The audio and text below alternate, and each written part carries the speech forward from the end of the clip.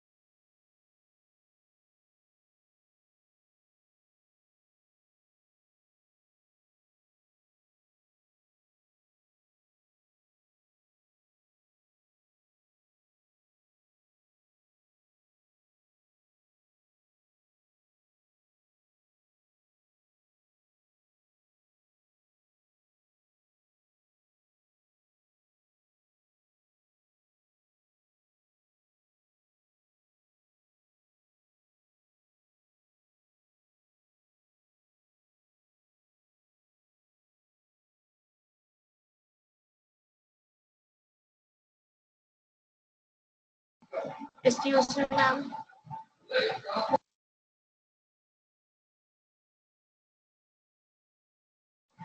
Excuse me, ma'am. Yeah, please. Ma'am, I have a doubt in week 7 lecture. Okay. Ma'am, I have sent a question in the chat box. It is a code that is running where we have two processes P and Q with semaphore S and T. Can you please explain this code that has been written to it?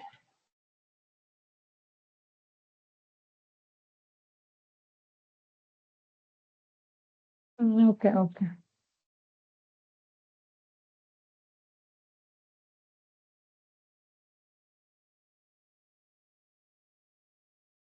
Yeah.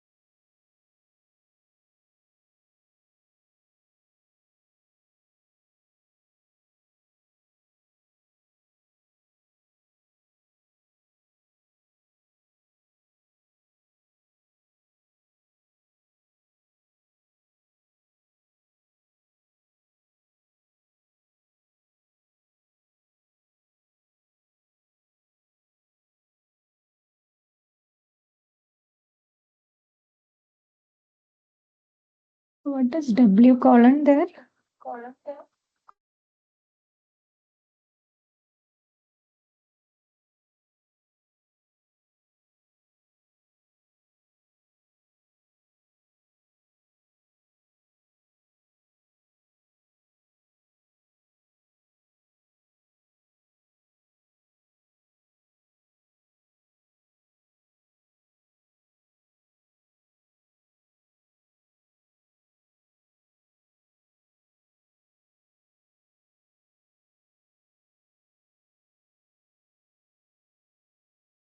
Is it like this?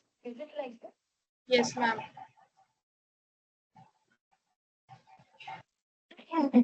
Hmm.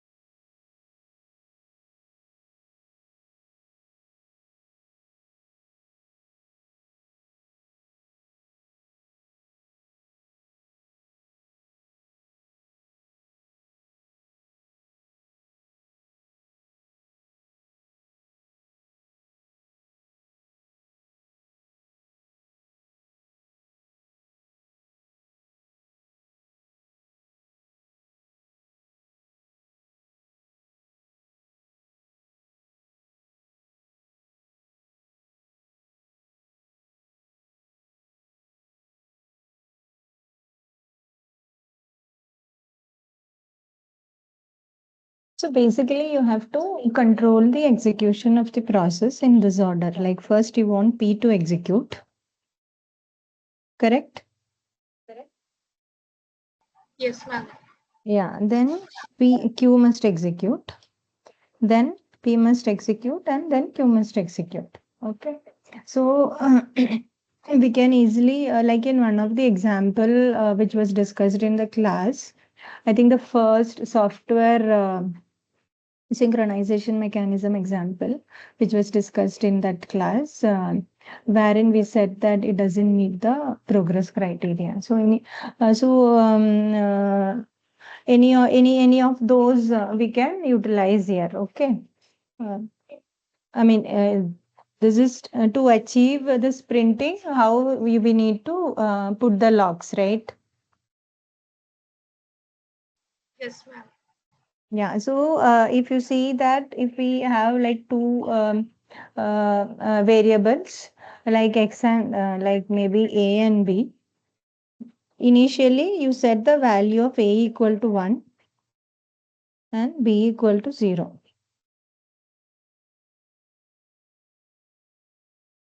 Okay. Then you call what is it? Mutex of A. So when A is 1, it will enter here. Here also it will be mutex of B. This will be mutex of A. So since A is 1, it will enter here. But since B is 0, this will not enter. Now here you can give unlock B. And here you can unlock A. So once 0, 0 is printed, B will be incremented by 1. So then 1, 1 will be printed. Then after that, A will be incremented by 1. So again 0, 0 will be printed. Then 1, 1 will be printed. So this pattern will get printed. Okay. Yes, ma'am. But in the given session, the option will be given like W colon PS, X colon VT. Is the sequence will be given. So what will be the sequence? No, no. Can you come again, or can you give the options in the command? Command. Yes, ma'am. I mean chat.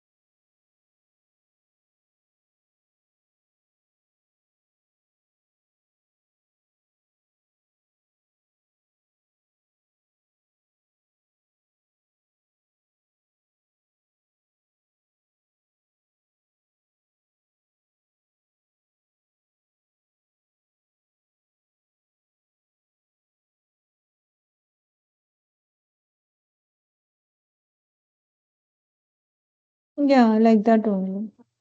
S equal to 1, T equal to 0. Instead of mutex, you use P, and unlock, you use V.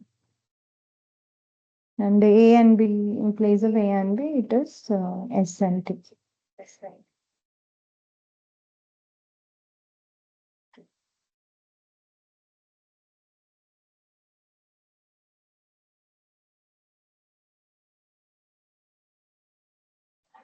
That means option number one that I have sent.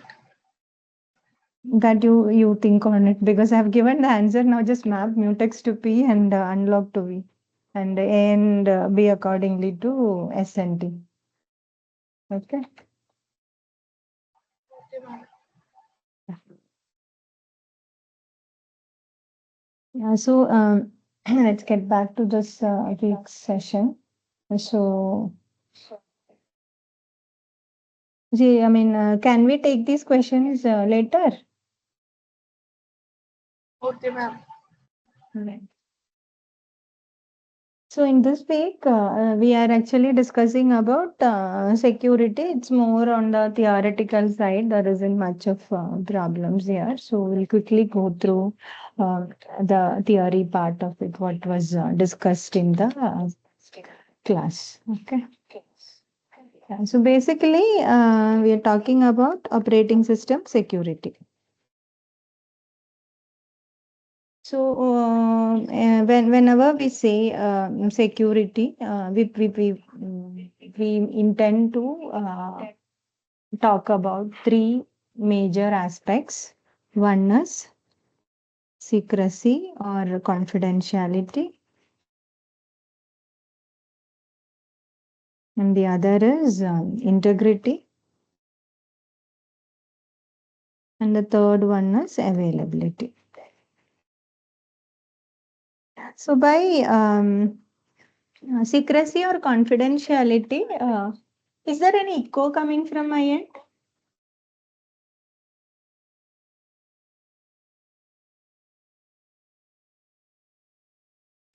Hello? Yes, ma'am.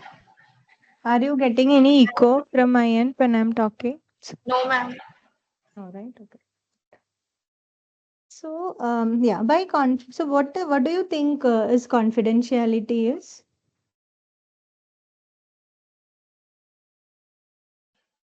Data is not visible or read by any other user. Right. So confidentiality or secrecy means that the particular data, or when we talk from the operating system perspective, any file or any data that you have in the system should be read by only the intended users. So for example, if I have created a file and have some data, another user who logs into the system should not be able to read that. So that is what is confidentiality means. So secrecy has to be maintained, and only the intended person should be able to read the data. Then integrity. Data cannot be modified by unauthorized users. So it can't be, modification is not allowed. So, for example, the same example, I had a file and I had written some probably an Excel sheet with some banking related information, some transaction details, amount, etc., etc. And another person, if comes and modifies that, then all my data is screwed up, right? Then I might work on this modified data, and if a malicious user can like play around with the data. So, by integrity, what we try to ensure is that only the authorized person can modify the data. And availability, by availability, what we mean is the resources are made available to the user. So, operating system should ensure that all the available resources are sorry all the resources are made available to all the users in a fair manner. It should not happen that a particular user do something on the system and make sure that the CPU and memory, everything is completely given to that particular user itself. That should not happen. It should be fair. So everyone should get their fair share of resources. So that's what availability we mean by. Okay. So confidentiality and integrity is normally achieved in the operating system using what is known as access control. So access control, with access control, what we do is we actually control the access rights of each user. For example, if you have user one and user two, we control the how the and we have some files, file one, file two,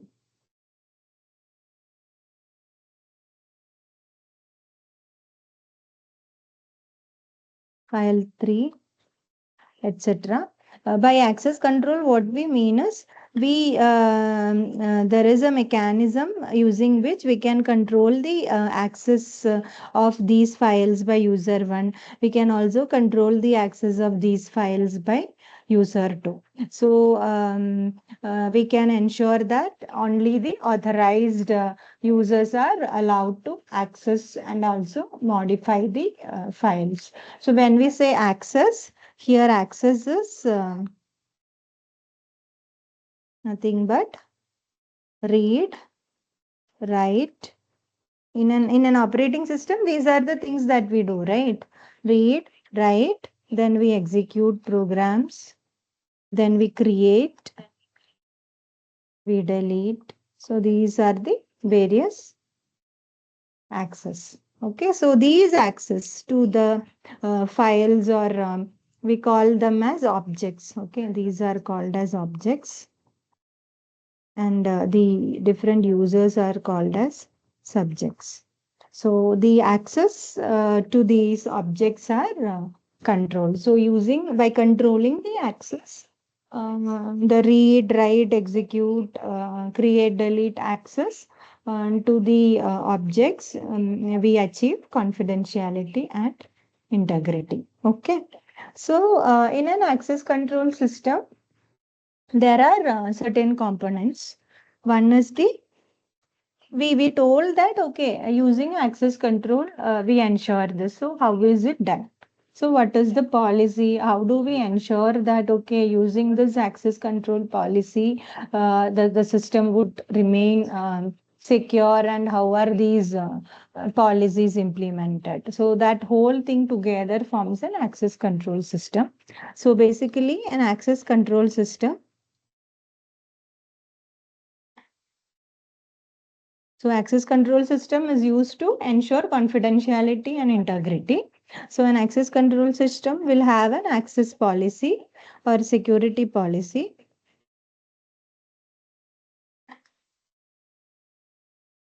It will have a security model, and there will be a security mechanism.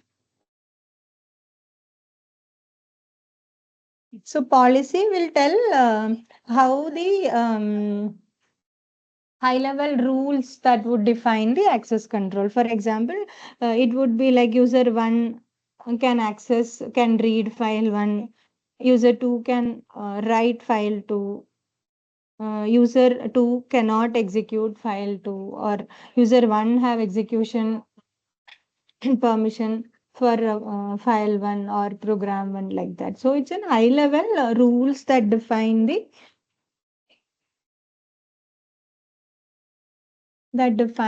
access control.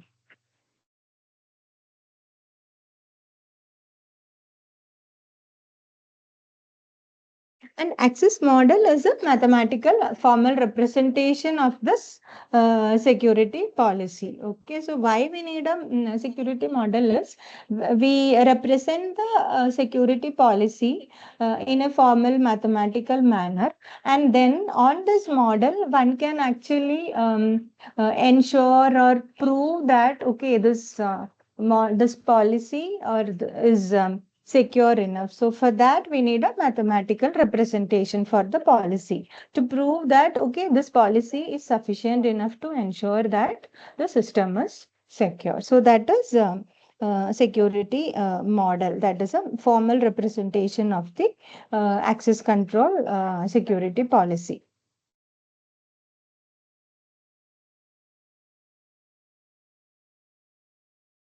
Now, a security mechanism is the actual implementation of this security policy. So we have policy. It's like we will state in a detailed manner ki, this way the access can be given, this access cannot be given. So there will be a policy document for access control.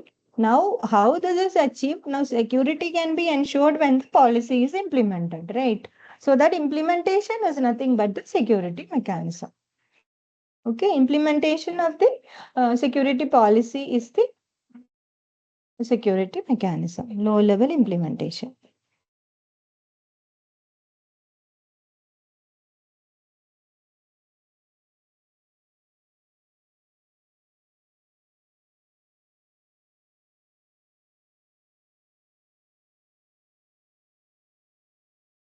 Okay. So as we saw, security policy is like give the tells us on a high level what are the access control we are going to implement. Okay, so it's a security policy is just a scheme for specifying and enforcing the security policies in the system. So how do we arrive at the policy?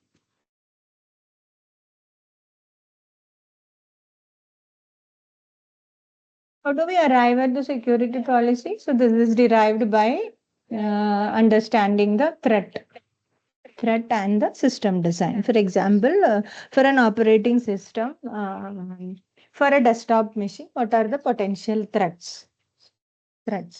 And how is the first, how is it designed, and what are the potential threats? So once we understand, okay, in these manner, the confidentiality and integrity can be affected, then we design the policy such that these threats can be mitigated.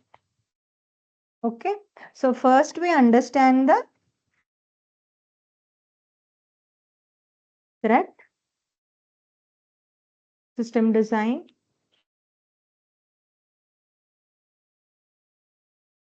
then we come up with the policy bar rules. Oops.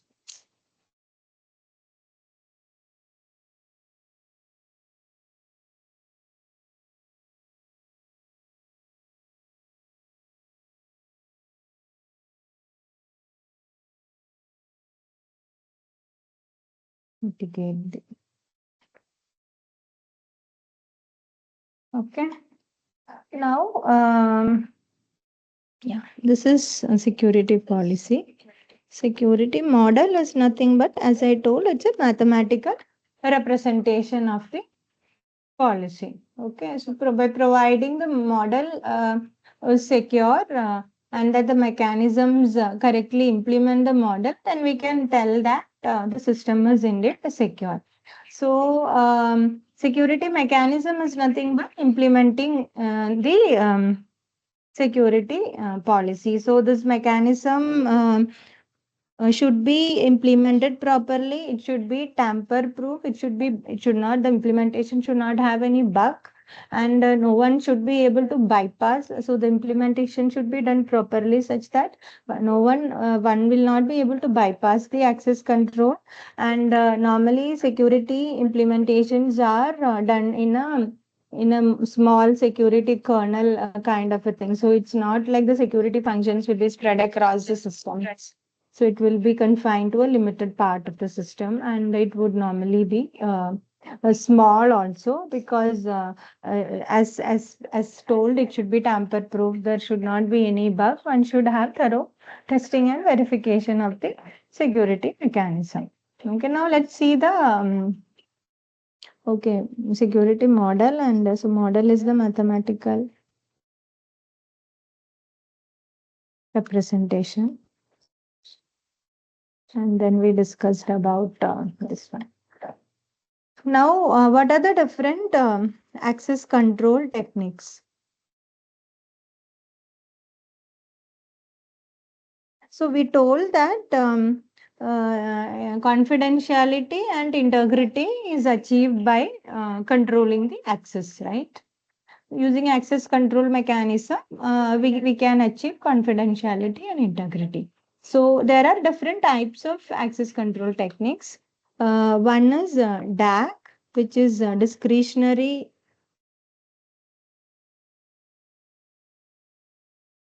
access control. The other is MAC, which is mandatory access control. And third is role based.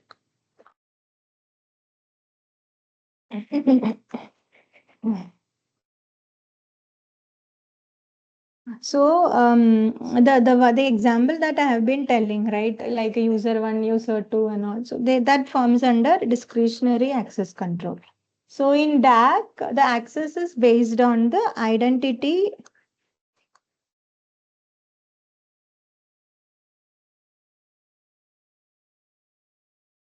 of the subject or the requester.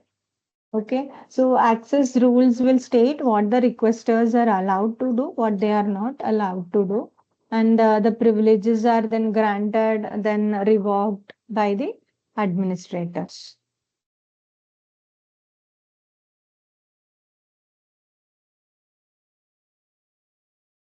All right.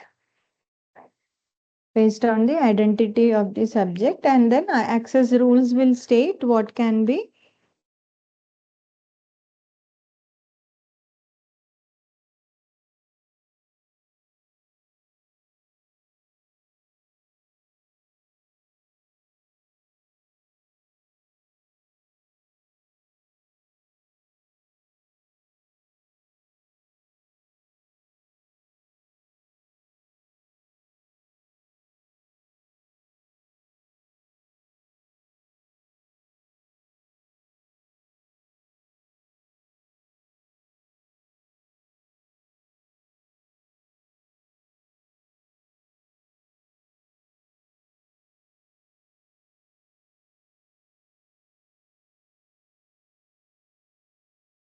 okay.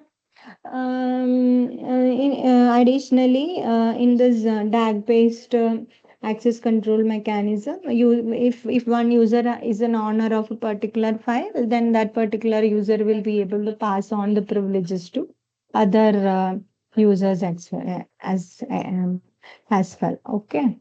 One example of this access control is access matrix model. So for discretionary access control, an example of DAC is an access matrix model. So everybody know what a matrix is? Matrix representation. We have a column and a row based representation. So how we represent is This is how metrics are normally represented. So we can have subjects here, for example, and or user 2, user 3, like this. And we will have object 1, which is O1, O2, O3, O4, like that.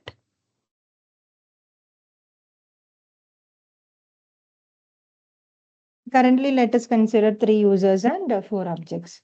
So, whatever this user one's access rights, like we already saw, no? What are the access rights?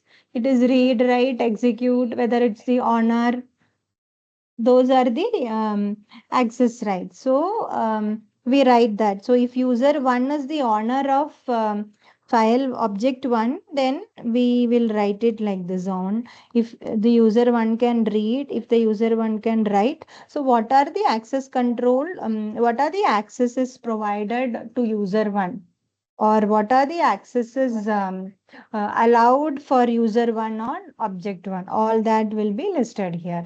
And if, for example, for object 2, it is only read and write, that will be. Now, no access is there for object 3. And if for object 4, if it is like execute. So, like that, for user 2, this is read. And this is honor, read, write. Same way for user 3, this is read, this is execute. So this is the one example of a access DAG based access control. Okay. Access matrix model is an example. So the subjects are the active elements like the users who are requesting information or who are trying to access the files or the objects, and objects are where we store the information like files, programs, etc. Okay. And additionally, so this makes it very clear, right? Now, if for example user one comes and tries to read file 3, is it allowed to read file 3? Sorry, object 3. Is user one allowed to read object 3 or write object 3? No, ma'am. Okay. Is user one the owner of object 2? Yes, ma'am. User one the owner of object 2? No, ma'am. It will be on owner of the Owner object of one. object one. So with this we can understand like what are the accesses that each of the subjects have on the various objects. Now the model, let's see how this is the formally how do we represent this model. This is formal representation of access matrix model.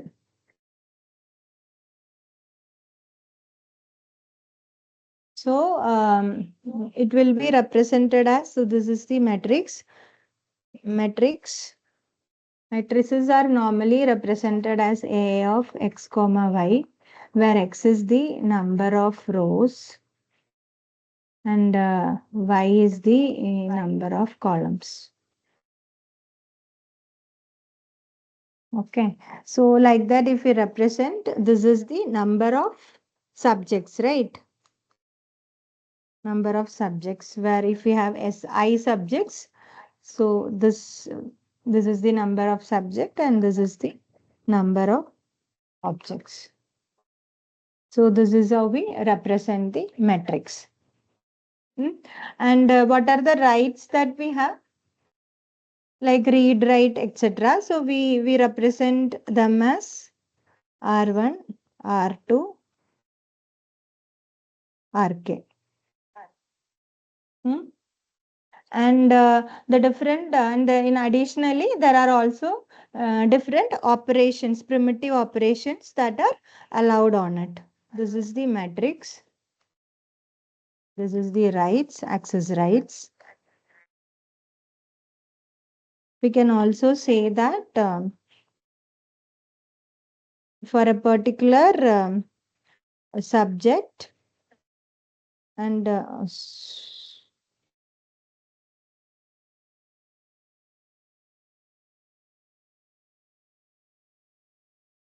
object, this value will belong to R,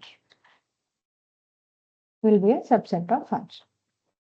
For example, if you take the example of UI, that is XS1, and XO1, that is U1O1, A of U1O1 is equal to, what is A of U1O1?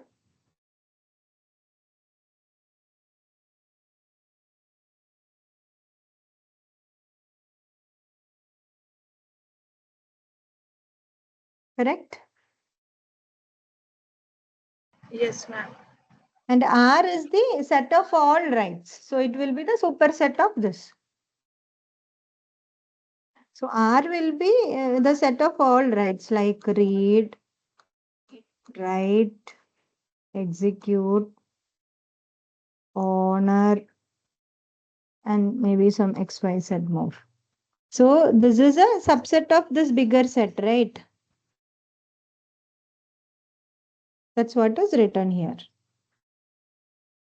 So whatever will be there in one of these square Kuti square, it will be the subset of the generic rights. Okay. Now, yeah. Additionally, there are also some primitive operations, that is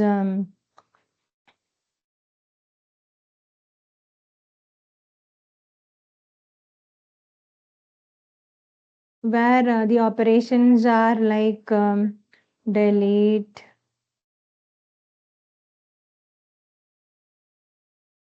create, destroy,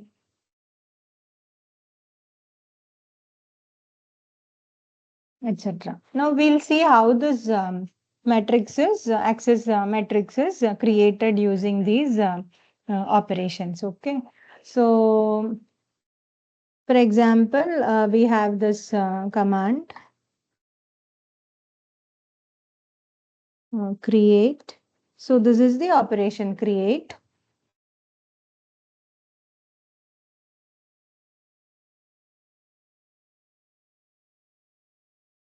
So what will, if this is the command, the create process file. So what happens is, first, an object called file will be created.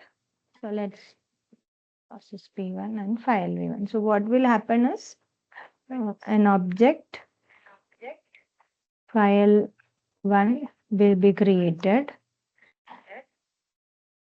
After that, process 1 will be marked as the owner. So in the matrix, how it will be like, if we have process 1,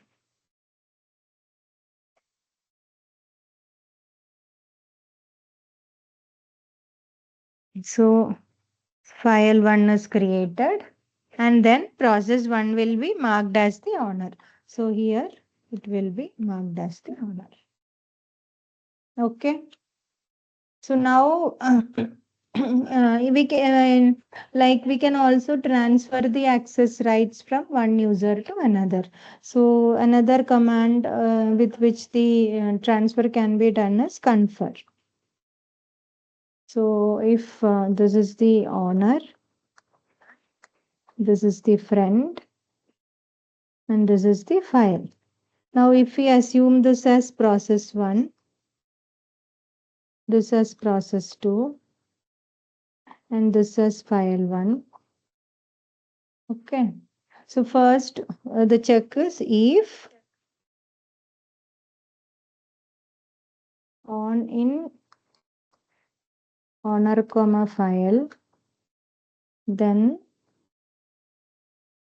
enter R into friend comma file. Okay. So here who is the owner? Owner is P1 and file is file 1. So is okay, let me write it as on.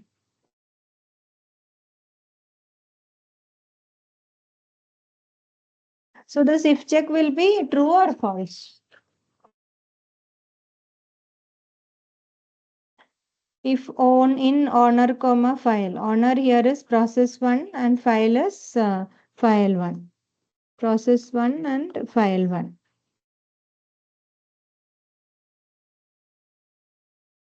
That is A of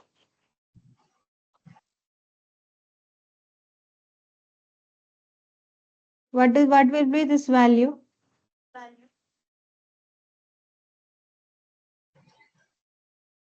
Owner.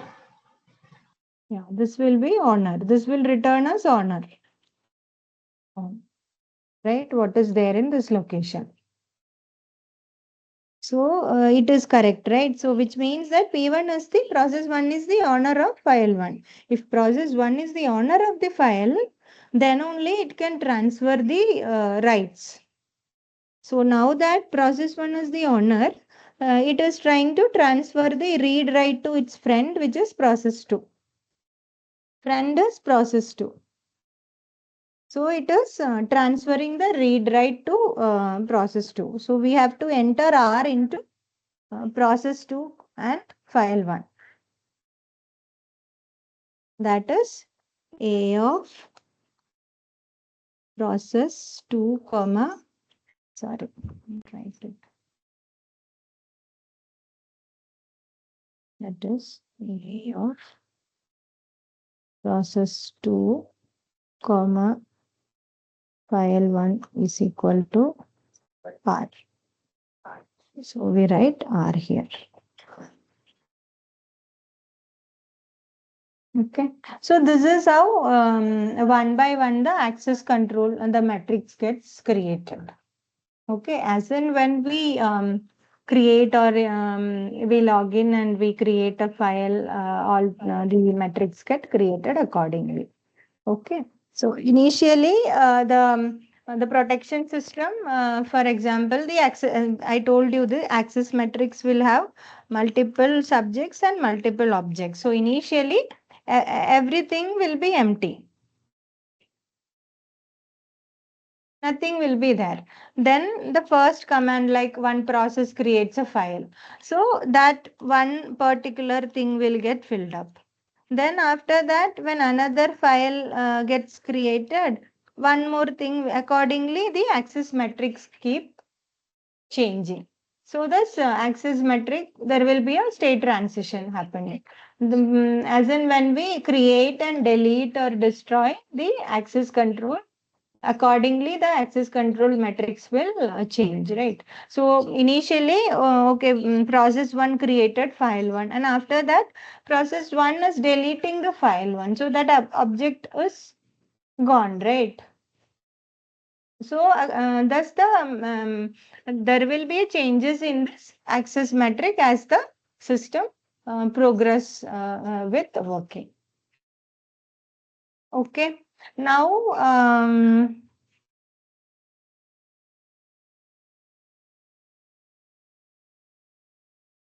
the representation of access matrix model implementation.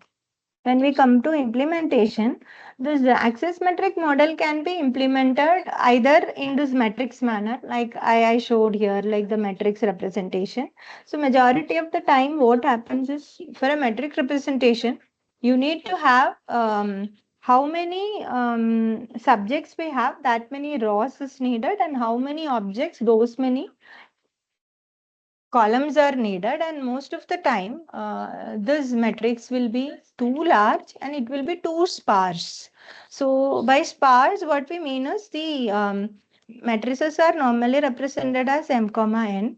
This m and n will be very large number, and when we represent it like this, there will be entries some very sparsely located, like all the columns and all rows will not have entries. Okay, maybe one entry here, one entry somewhere here, one entry here, one entry towards the end. So So when the entries are located very far away, we call it as a sparse matrix. Very less number of entries, but the matrix will be large. So this is not an efficient mechanism to implement it. Okay, so matrix is not efficient. Efficient way to implement the access matrix model.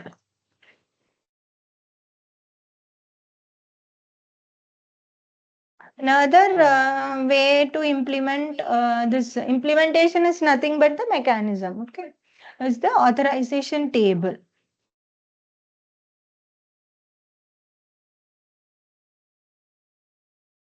So in authorization table, what will happen is for each user, for each object, for example, we will have a table like a database kind of a representation. For user one, for every access, we will have an entry like for an read file one and write file one and own file one. Like that, for each right, we will have one entry. Access right, we will have one entry for each object. So this table will be very large, and when we are trying to cross check, when like for example, when Anne is trying to read file, we have to cross check whether Anne is supposed to read it. Only then we can allow her to read, whether it has the access to read it. Only then we can allow, right? So when this table will be very large, and thus one need to search this entire table to find the access permission. Need to search the entire.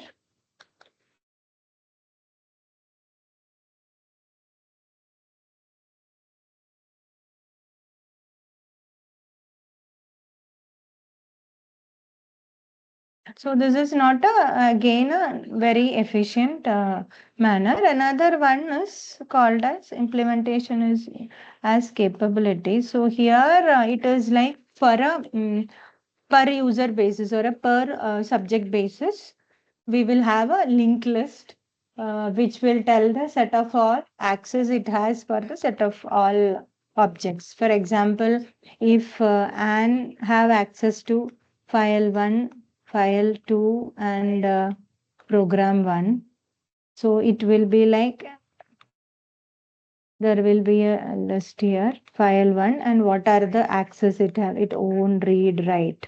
Then this will go to file 2. Again, read and write. Then this is like a linked list kind of a representation. Then it will go to the next object for which Anne has access. So this is program 1. Like that. Like this it will go. And again for, sorry.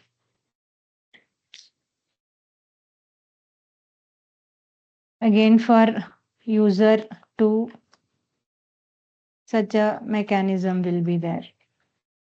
For user 3, there will be a similar mechanism. So this will be the objects. For each subject, which all objects it have access, those objects will be kept in a linked list, and we will also have the access rights listed there. Okay. This is object 1, object 2. This is object 1, object 2, object 3. Like this. From here, it will go. This is the representation, capabilities representation. Another representation is the access control list.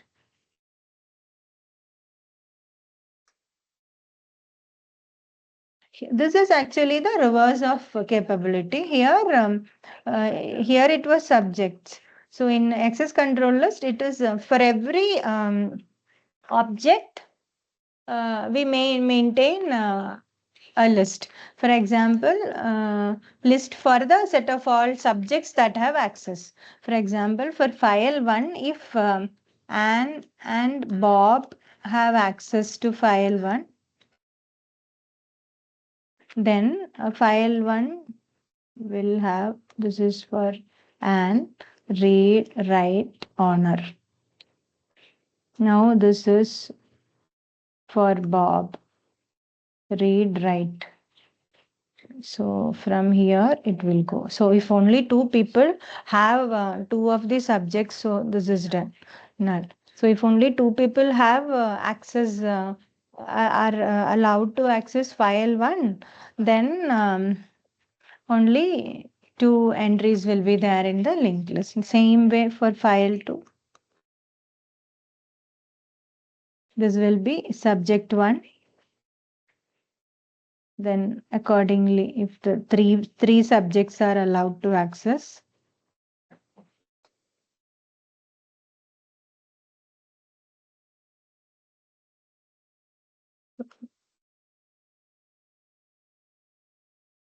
like this, it will be. So for all the objects, for And all objects, it will be like this.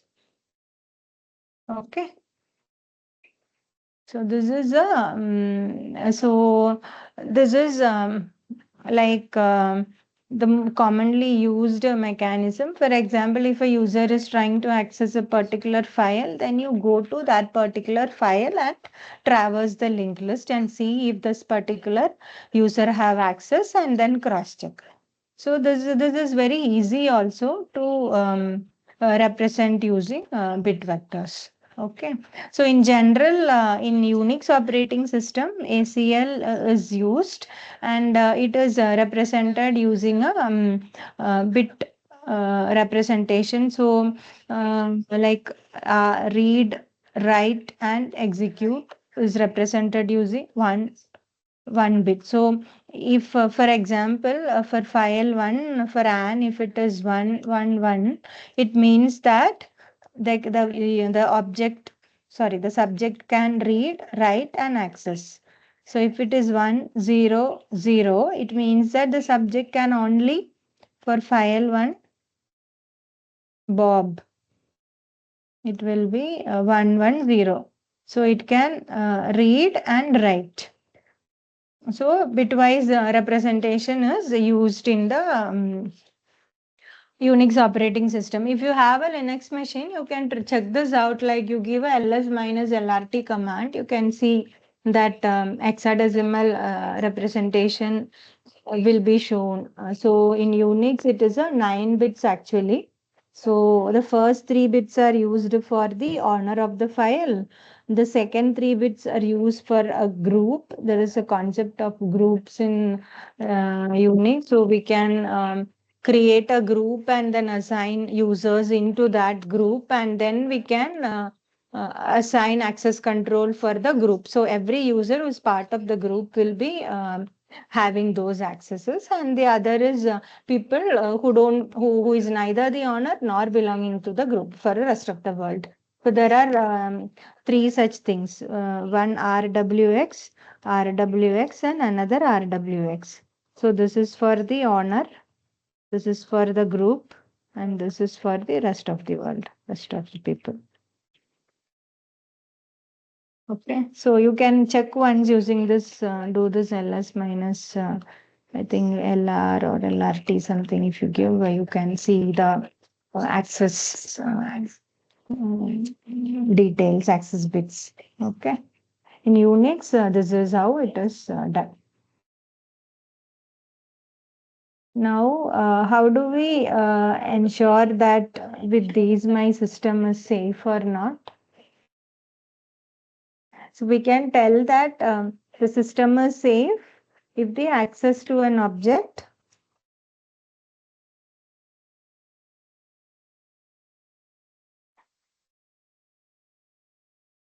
if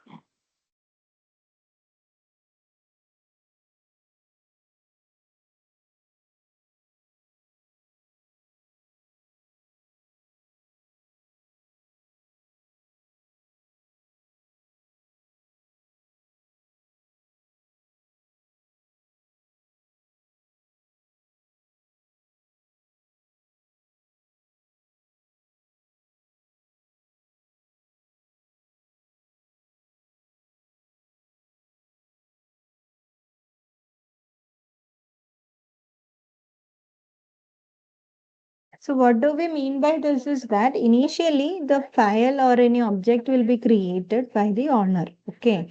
Then another user, if that particular user can needs access, the owner should actually give that access. Either the owner can make it accessible to everybody by setting the bits accordingly, or it can restrict the access. So when we say that the system is safe only if an access to the object, like without the owner's concurrence is impossible. So only if the owner have given the access and then the subjects are accessing it, we say that the system is safe. Another mechanism, another definition is that one more thing is user should be able to tell if giving away a right would lead to further leakage of that right. For example, the owner can give a read right to a friend, and this friend, if the friend can also give a modify right to another person, then it becomes a problem because then the integrity will not be taken care.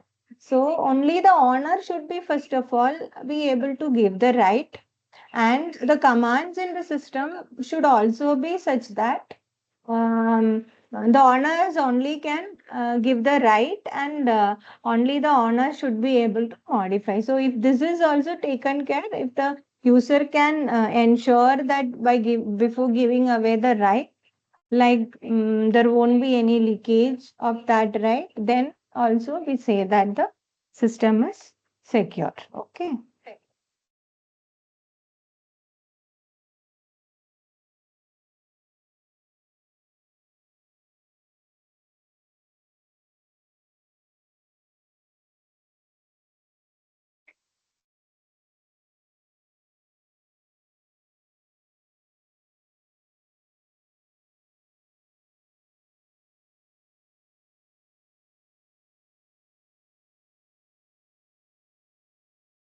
Okay. Now, the thing is, in this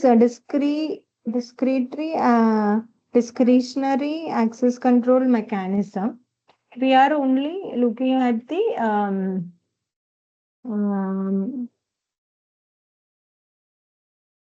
one second.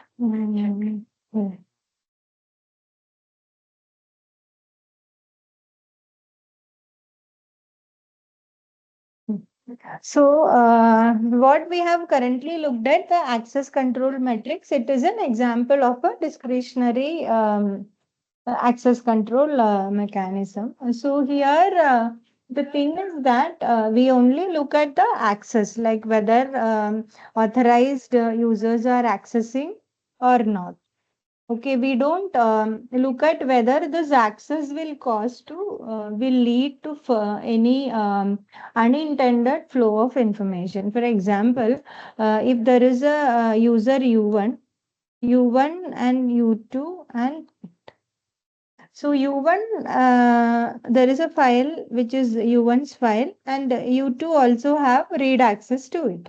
Okay, so there is a possibility that U2 can read this file and then make a copy. So when it make a copy, it will become the owner of it and then give it to another person. Correct? With maybe right access or so the information U1 is giving a read access to U2, but U2 can make a copy and then it can further share it. So the information flow is not taken care. Anyone with the access can actually propagate the information present in the file. The original file the access of the original file is taken care, but the information within the file can still be propagated because one who have an read access can definitely make a copy and further propagate the information. So that is not taken care in discretionary uh, um, policy. Okay. So that is a drawback. So DAC only check whether access is ensured or not. Only access is checked.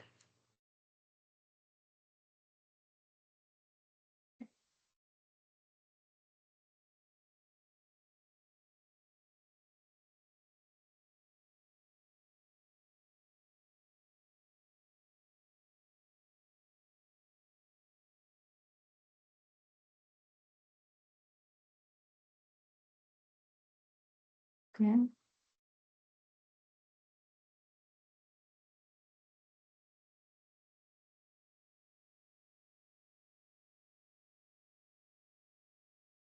Yeah. Now, for information flow, there is another to ensure that the propagation of information is restricted. There is information flow policies.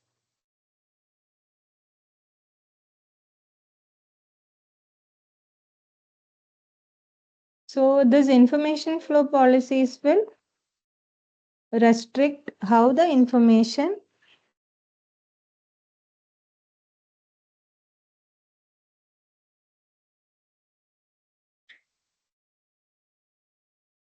flows between subjects and objects. So, this is achieved using what is known as security classes.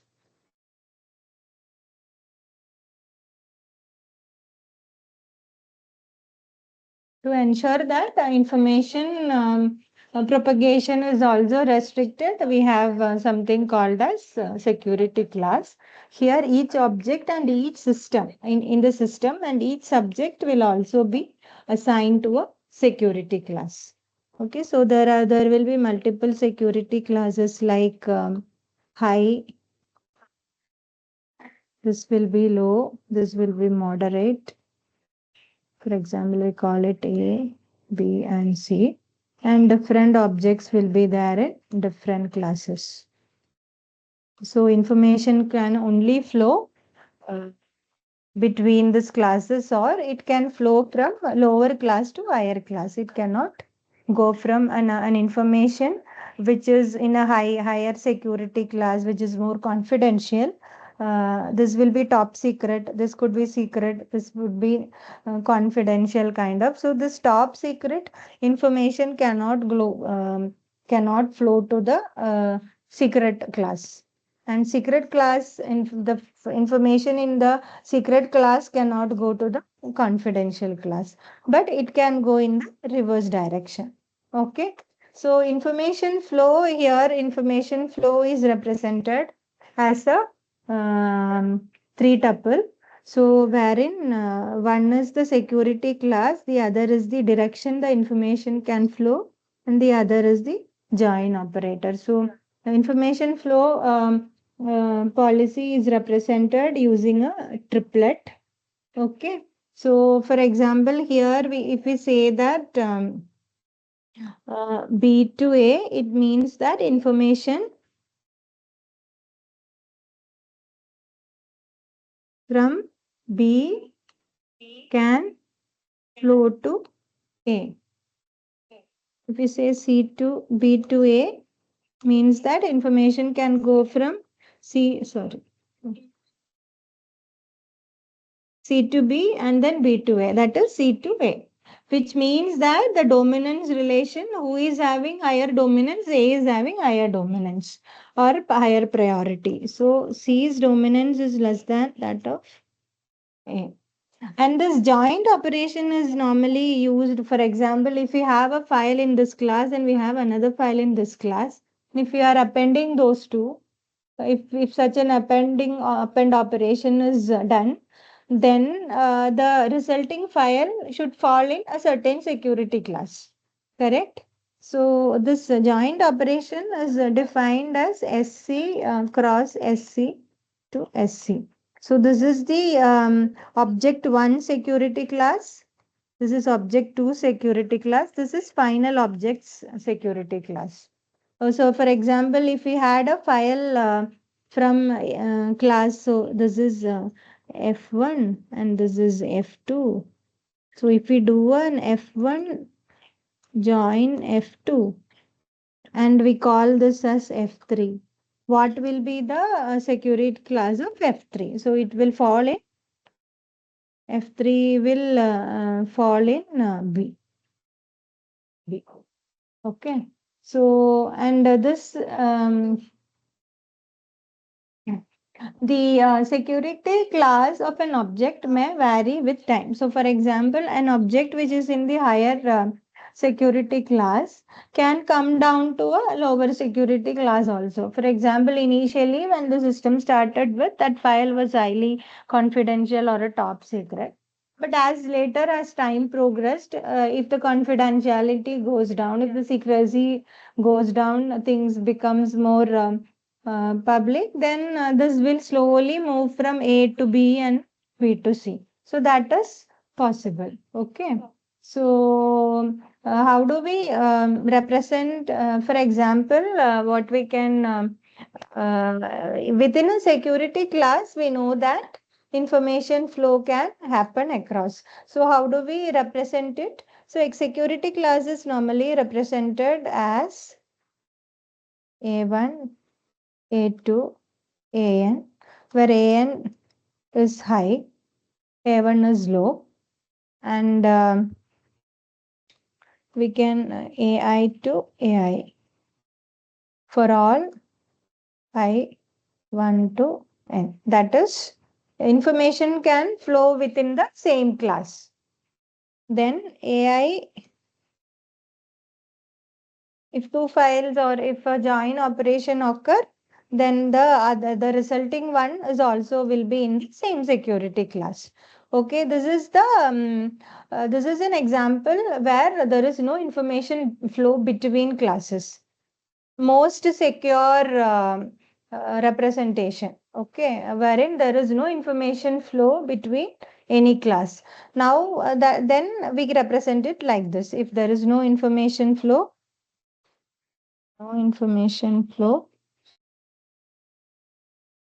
we represent the security class like this. But if information flow is allowed from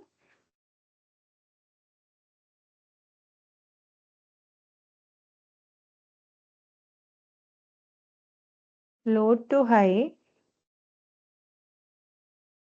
then we represent it again. The security class is represented as A1, which is low, A2, AN. These are the various classes A1, A2, A3, like we had ABC, right? Like that, A1, A2, A3, AN. Then the information flow AJ to AI. AJ to AI is allowed only if J is less than or equal to I. So from low to high, it can go for all I comma J equal to 1 to 1 to 1. Then if we do a joint operation AI and AJ, then it belongs to AI. So AI is the higher dominant class. AJ is the lower dominance class. Now, if we combine, if we do a joint operation between the objects from A1 and AI and AJ, then the resulting object will fall under the security, the higher dominance class. So, this is how we represent if information flow is allowed from low to high.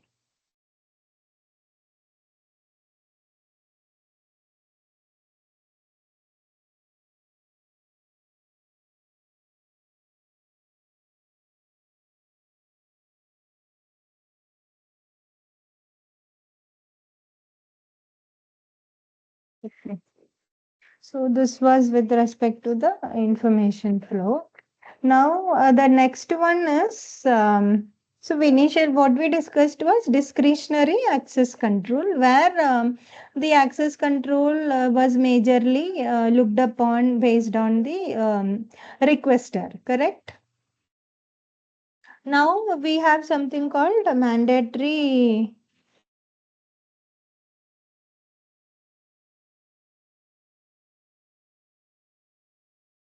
Second, give me a minute.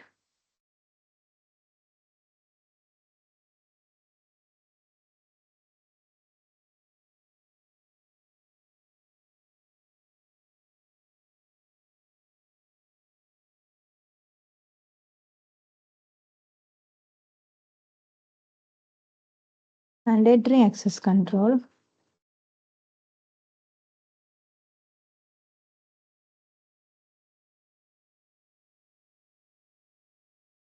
Okay, so in mandatory access control, actually, what do we call?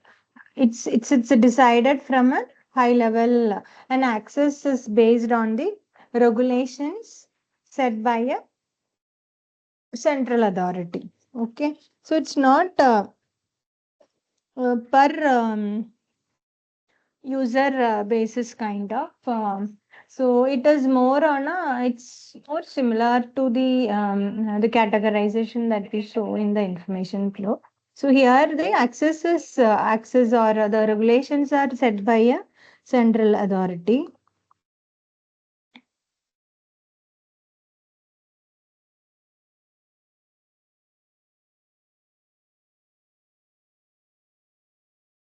And the access is based on these regulations.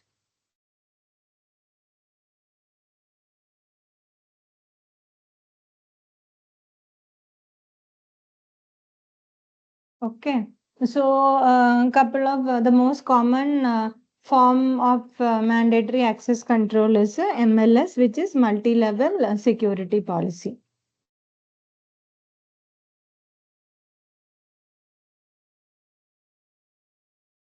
So here what happens is there will be an access class. So objects needs a classification level and subjects needs a clearance level. So objects are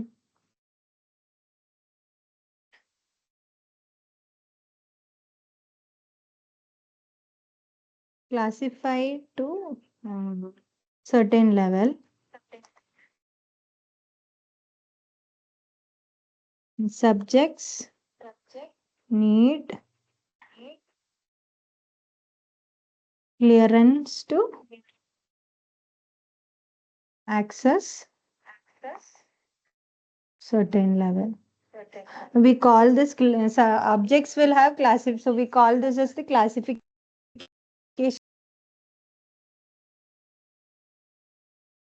Okay. So for example, if we have the multi-level, if we have some multiple levels like top secret,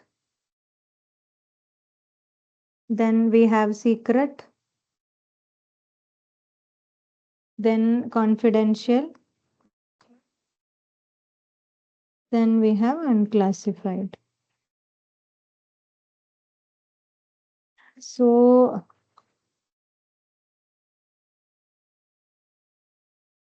a subject with X clearance, for example, confidential clearance, can access all the objects in X and below and below. Okay. So this is how the like dominance is. So if, for example, if a subject have clearance to confidential class, it can access all objects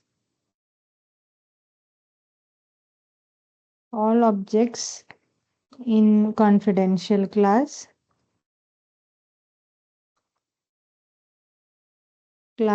and below. So that particular subject will be able to access all the objects in confidential as well as unclassified. So if a particular subject have access to top secret, then it will be able to access all documents available in top secret, secret, all the objects present in top secret, secret, confidential and unclassified. So here information only flows upwards and it will not flow downwards. Information is only flowing in the upward direction. From the top secret, somebody who is having clearance level at secret will not be able to access top secret. There are two models in this mandatory access control in this MLS. One is BLM model and the other is BIBA model, sorry, BLP model, and the other is BIBA model. We'll quickly look at this also and then go to previous year's questions.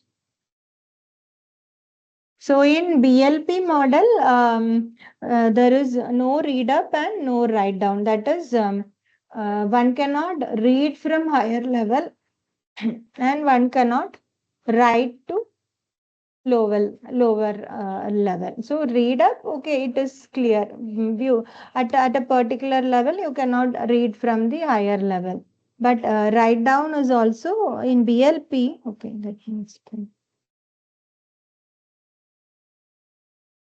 The two properties are no read up and no write down. So why this no write down is given us? As for example, somebody who is having a clearance confidential clearance will be able to read from confidential and unclassified. They won't be able to read from secret and top secret. So that is what is no read up. But no write down. Why is it given? Is because uh, what happens is if somebody in the confidential class, so confidential class, and this is unclassified. So if write down is allowed, a person who is at this clearance level can read everything in the confidential class. If write down is allowed, that read information can be written to the lower class, making the information available to a lower clearance class. So that's the reason this is not allowed. Okay. But it do allow to write to higher classes. So this is one disadvantage of this model. It do allow to write to the secret and the top secret. Write is allowed. Write down is not allowed because if write down is allowed, one can read from the confidential and write it to unclassified, which will make the information available. So information will come to the lower level, but one can also, but write up is allowed, and this actually is a disadvantage of this particular model. Okay.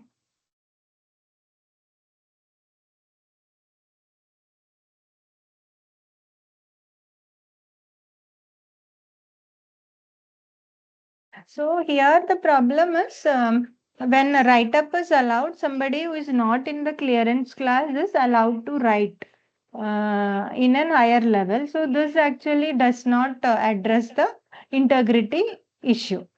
Somebody who is actually not having an access, who's not actually part of that class, is modifying the data. So this actually do not handle the integrity criteria. So this is the limitation of BLP. So and the other model, which is the BIBA model, that do not look at the confidentiality part, but it will only look at the integrity part. So in BIBA model is the upside down of BLP. So it is no write up, but and no read down. So that is what BIBA model is. No write up and no read down, and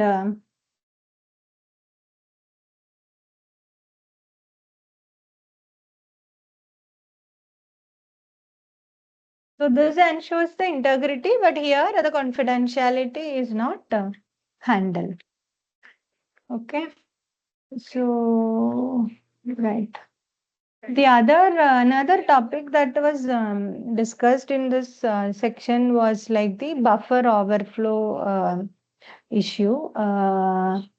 Maybe quickly I will skim through that.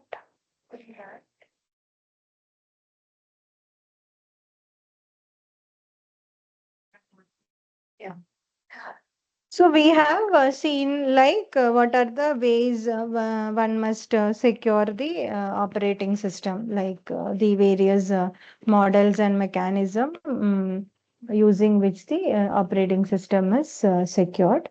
So in additionally, despite all that, what happens is operating system, as we all know, have a lot of code, right? There will be thousand, 10,000 lines of code written, and these are written by human beings, and it is prone to bugs. There will be some bug in some of the code somewhere, and these codes, these bugs in the operating system, can be exploited. We call them as flow. Flow is nothing but a weakness in the system. Flow is a weakness in the system, such as a bug or a bad coding practice or something in the system, which can be exploited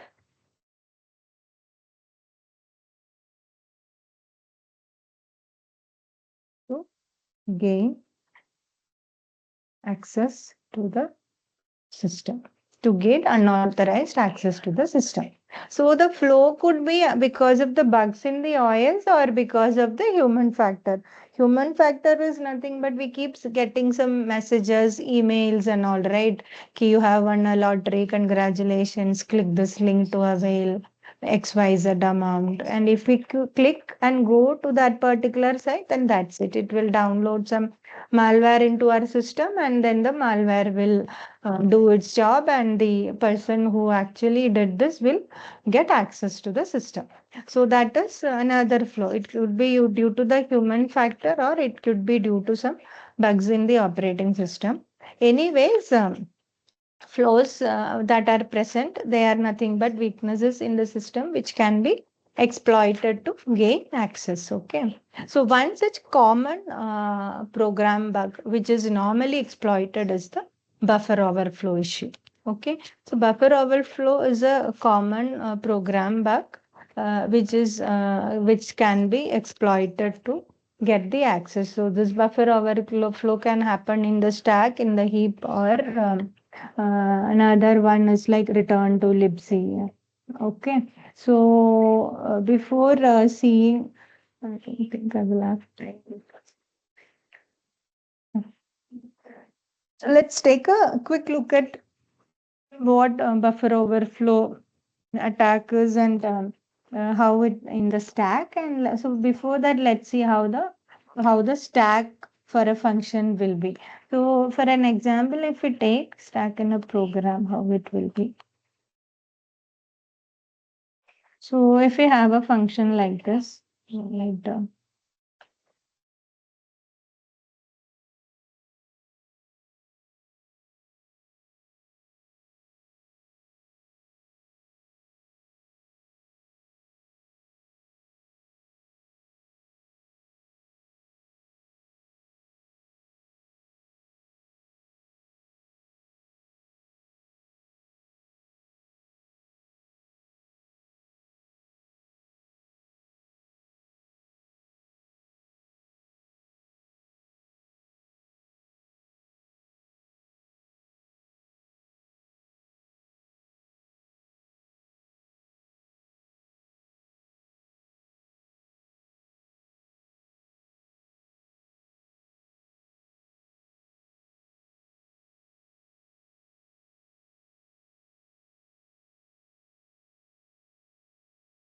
okay.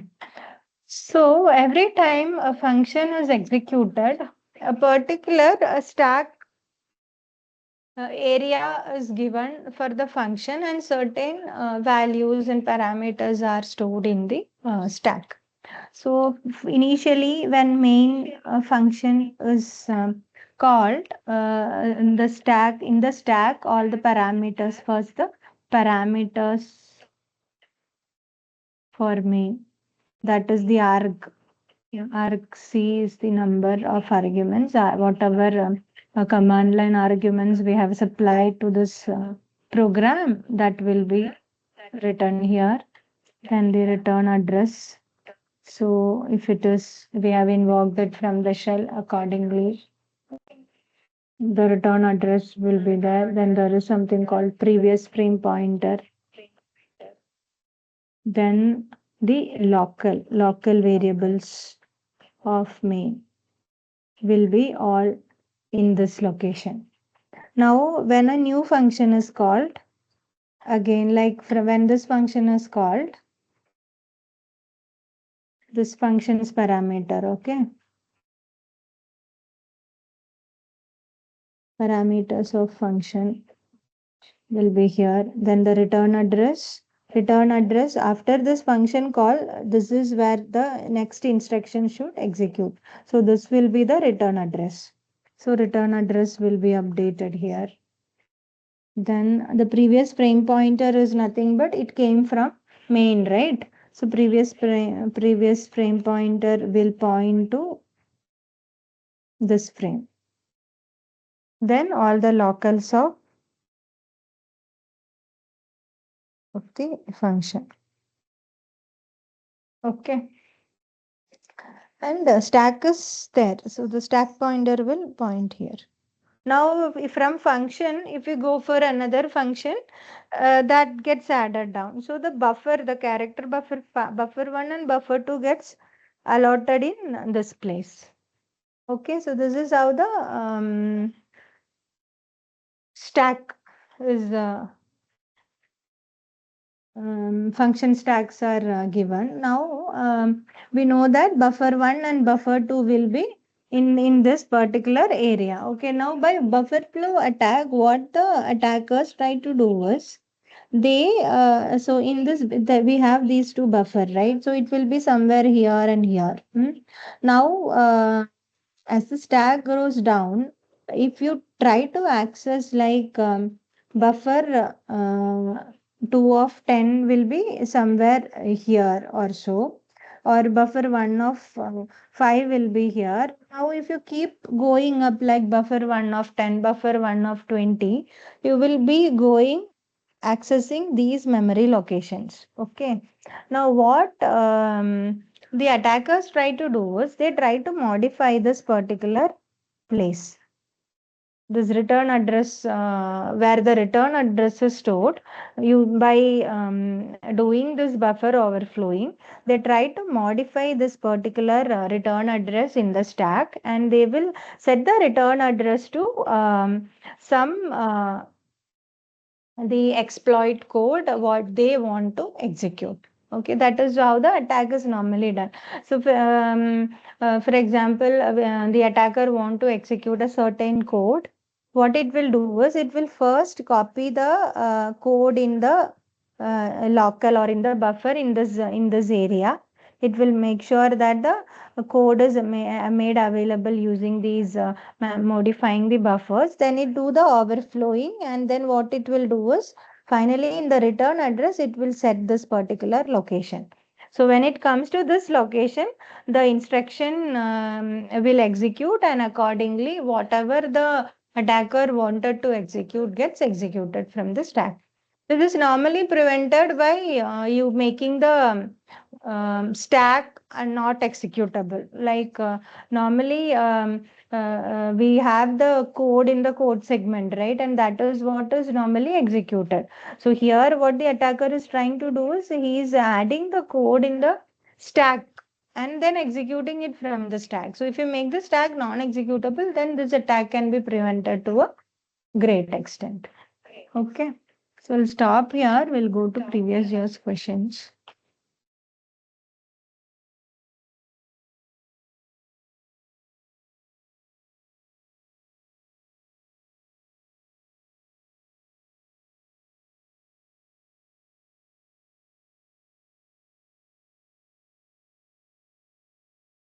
Yeah.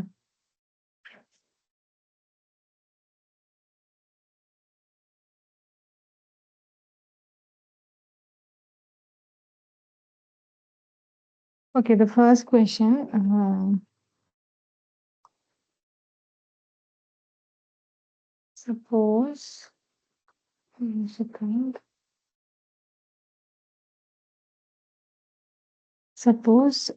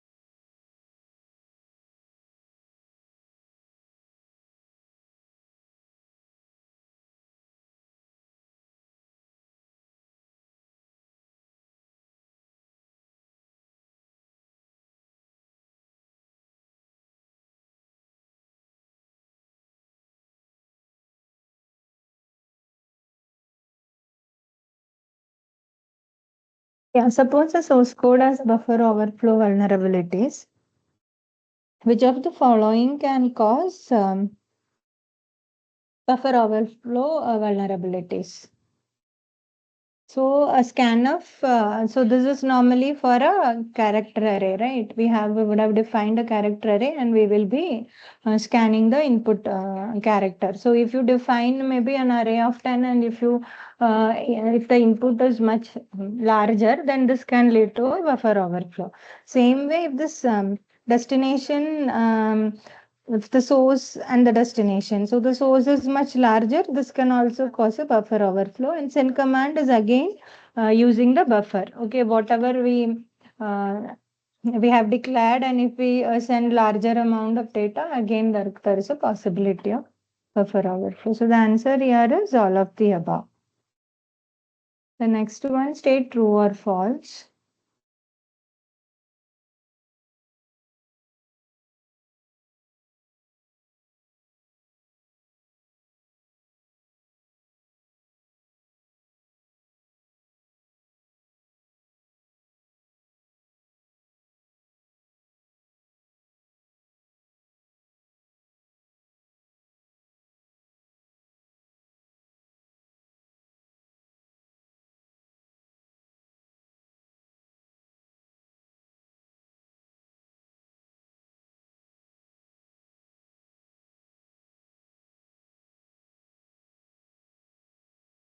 One minute.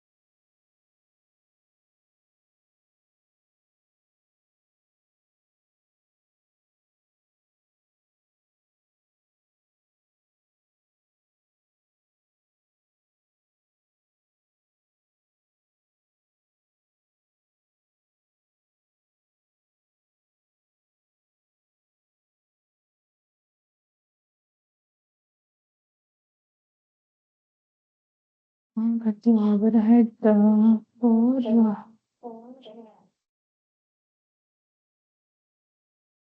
Mhm.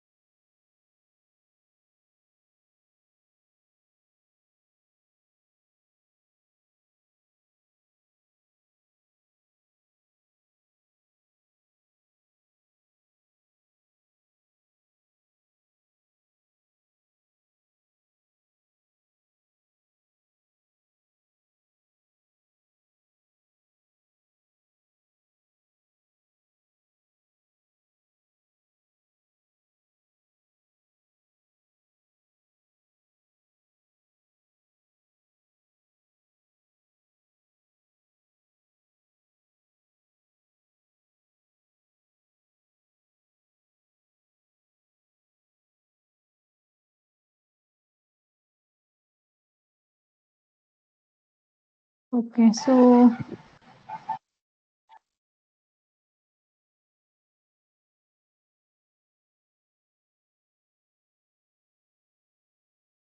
what will be the answer?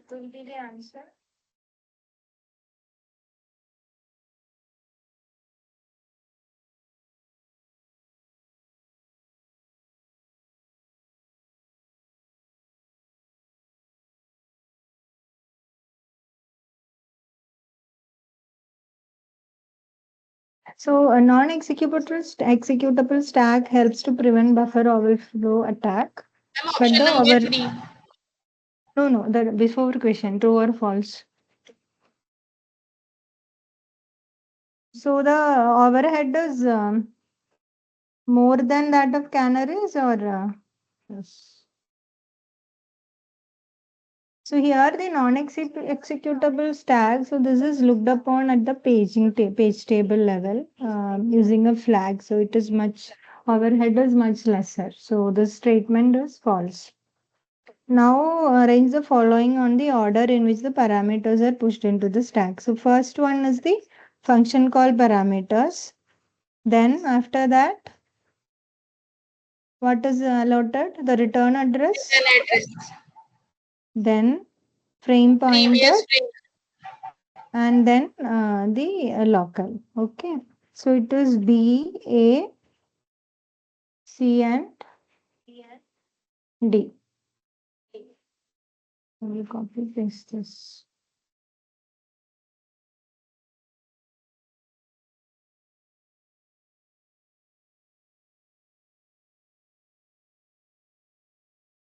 Say true or false. The number of no, this one I will write. Okay. Match the following.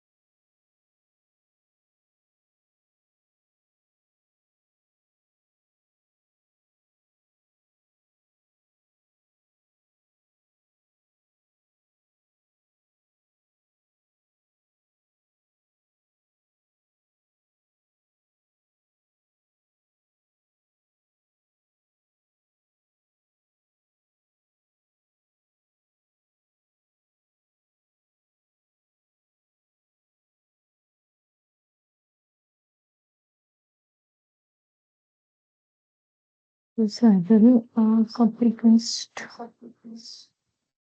the chat. Okay. So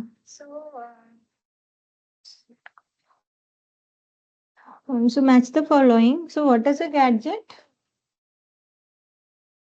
Ma'am, short sequence and instruction ends with return. Yeah. Canaries.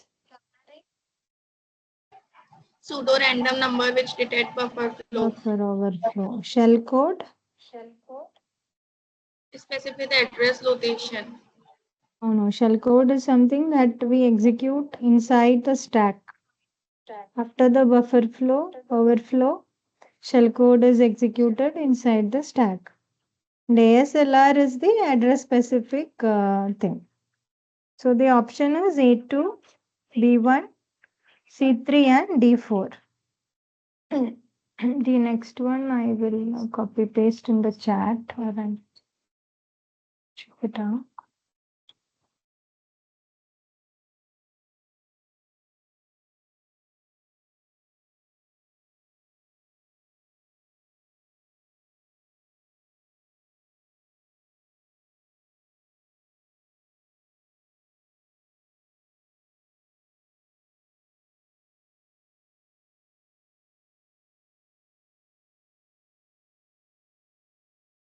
You can type in the answer in the chat.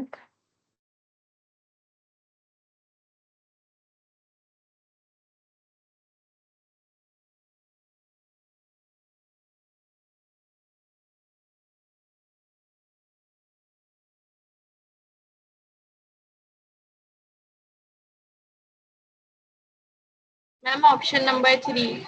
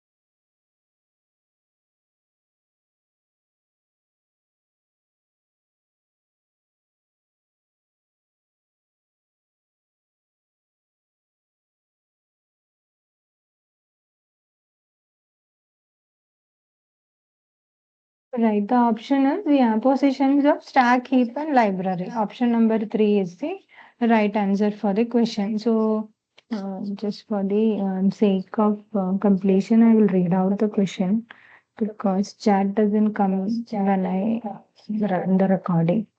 So, ASLR randomizes the size of all arrays. Option 1 is the size of all arrays, thereby making it difficult to perform buffer overflow. Option 2, all instructions in the program. Option 3, positions of the stack, heap, and libraries. And 4, position of all variables in the stack. So answer is positions of stack, heap, and libraries. So now we can see this match the following. Ma'am, option number 3. So secrecy is unauthorized Unauthorized disclosure. disclosure. Integrity is Unauthorized modification. availability is limit the resource Limited usage. resource. So A3, B2 and C1. Right.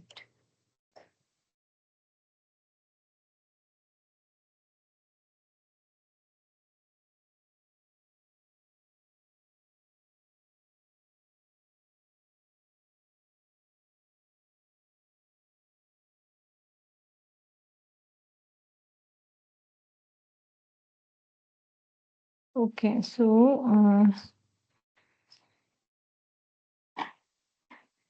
which of the following is false?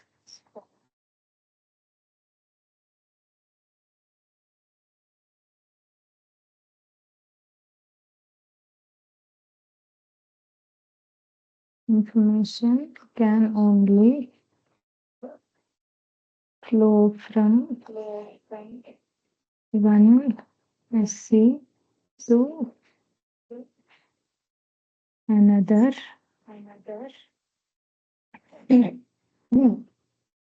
Another is less secure. The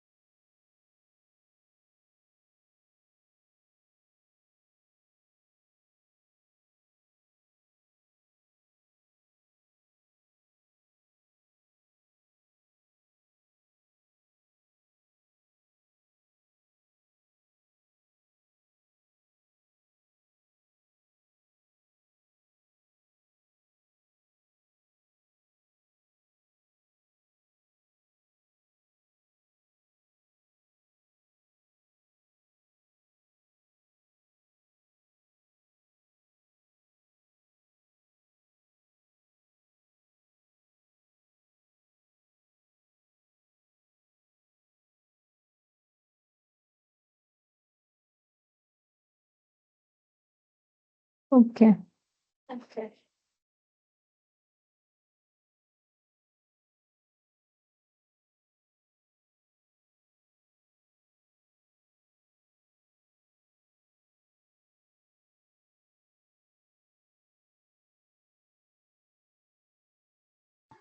Ma'am, option number B.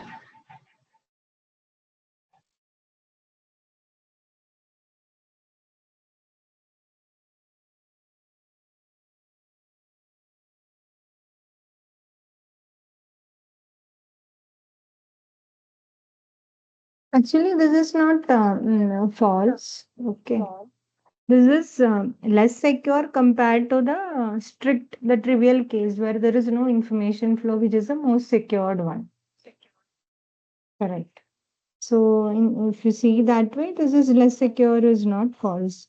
The statement one, which doesn't tell like from which class to which class it is flowing, it doesn't tell, right? It just says that information flow from one security class to another is less secure. It doesn't say if it is from high to low or low to high or within the same class. It's not mentioned. So, the statement is actually false. Rest of them are all true. Hmm.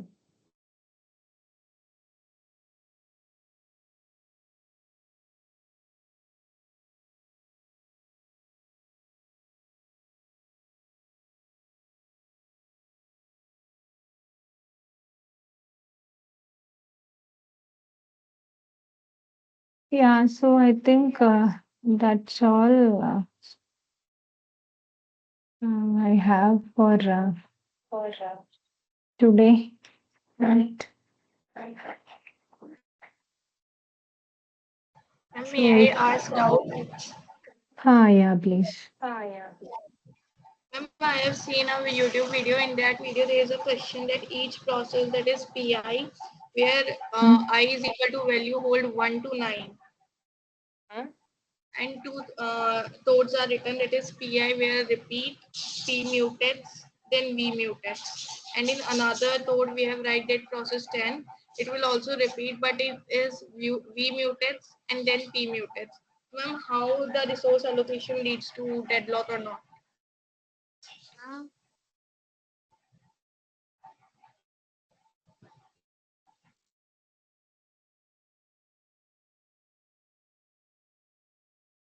So So we say Pi where I equal to 1 to 9, and all of them have P of methods followed by U of methods.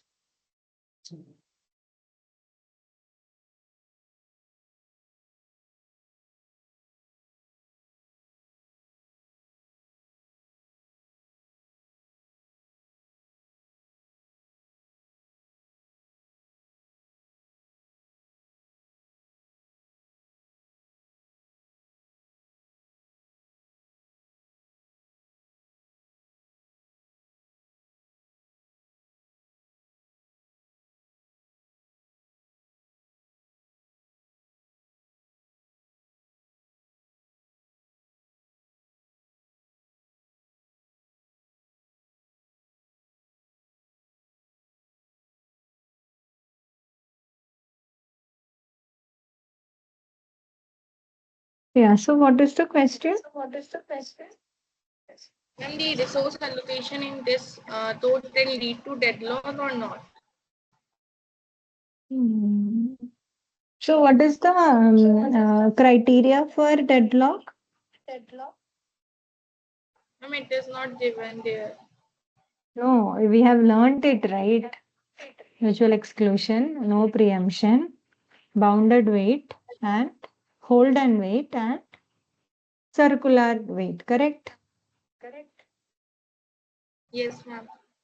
So, here the processes are P1 to P10, and they all are waiting in a particular manner. See whether a circular weight is there or not. If a circular weight is not there, then it will not lead to a deadlock. Okay, ma'am.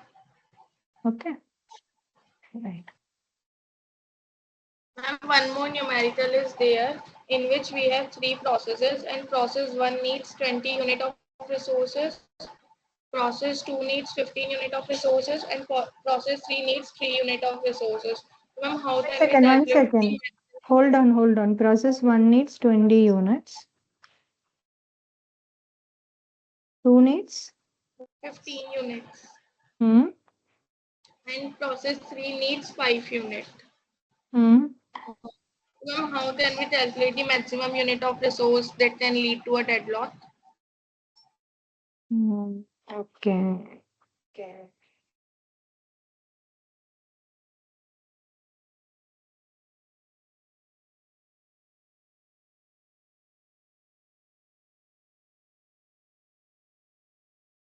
Any other information is given? No, ma'am. Any options are given? Yes, ma'am. Option A 3, option B 20, Hmm. option C 35, and option D 37. So, how we normally do this is try to split this number. If you have 3, so if you tell that P1 is holding 1, P2 is holding 1, and P3 is holding 1, it's deadlock, correct?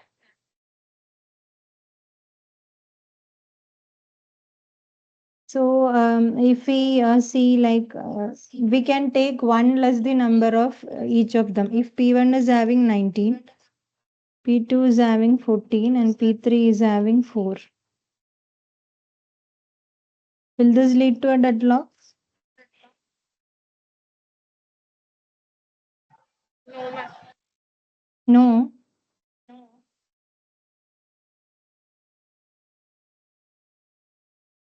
P1 is having 19, it needs one more. P2 is having 14, it needs one more. And P3 is having need 5, it needs one more. So all three are waiting for one resource, right? Yes, ma'am. What is sum of these? 18 plus 19. So this is the answer. So if this system had 37 resources, if we allot the resource like this to the processor, it leads to deadlock. Now you see 38 hai. So one of them will get that. So maybe this might get 20, or this might get 15, or this might get 5. So let's assume that P3 got 5. Then P3 will run to completion and make the 5 free, and then P2 and P1 will execute. So will not lead to deadlock. So 37 tak we can, this is the state, the system can go to deadlock state. Okay, ma'am.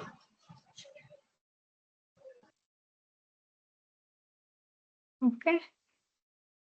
Yes, ma'am. Ma'am, I have a last question. It is a diagrammatic question that I have seen. So, ma'am, can I upload the link in the message box so that you can check question number 3 diagram? Because it is asking that it leads to deadlock or how many resource allocation that has been done. It's a YouTube video. Yes, ma'am.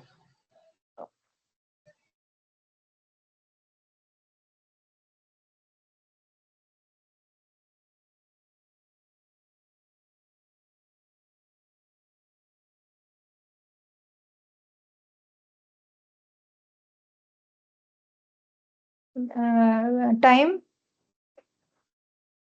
Ma'am, question number 3. like time, please let me know so that I can click accordingly. Okay, ma'am, 1 minute.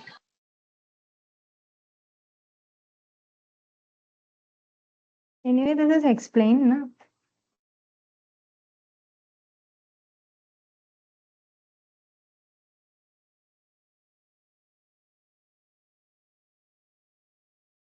Ma'am, 35 seconds.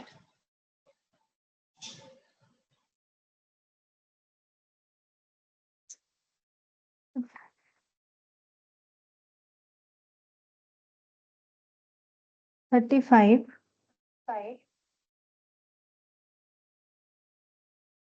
Yes, ma'am.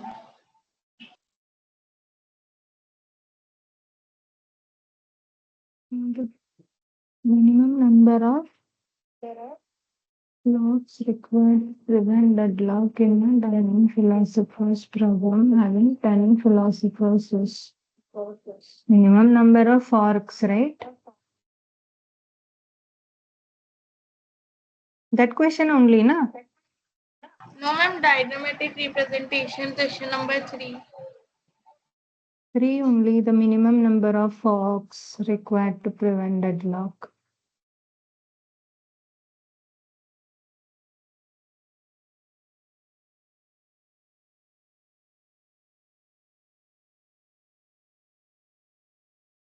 $35. Assignment 7, question number 3, right? Yes, ma'am. It is that only, the minimum number of forks required to prevent deadlock. So it is 10 plus 1, 11. To break the circular weight,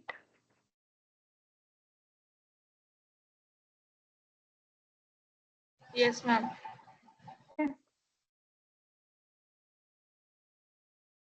right. So if there are no more doubts, then I will close the session. So this was the last session. Thank you all for joining, and all the best for the exam. Thank you, ma'am. Thank you.